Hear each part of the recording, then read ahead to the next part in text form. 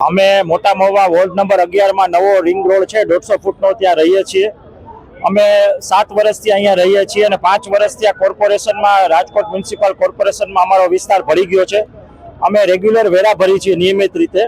અમે લગભગ 650 ફ્લેટ ત્યાં છે અને એમાં બધા લોકો રહીએ છીએ। અંદાજે 5000 માણસો ત્યાં વસવાટ કરીએ છીએ અને અમને જે બેઝિક મૂળભૂત જરૂરિયાત છે કે રોડ છે, પાણી છે, સફાઈ છે, પ્લસ અમારી આજુબાજુના ઈંટોના ભઠ્ઠા અને કોન્ક્રીટના પ્લાન્ટ છે એને પણ દૂર કરવામાં નથી આવતો।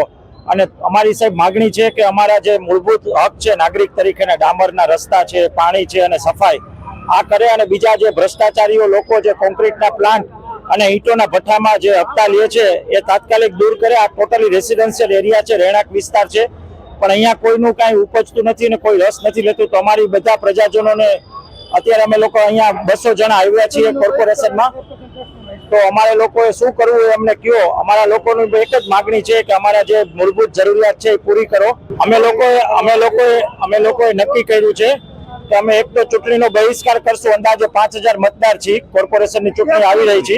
અને બીજું અમે લોકો હવે જો અમારા પ્રાણ પ્રશ્નો નહીં ઉકેલવામાં આવે તો અમે કોર્પોરેશનના વેરા પણ હવે આજથી ભરવાના નથી।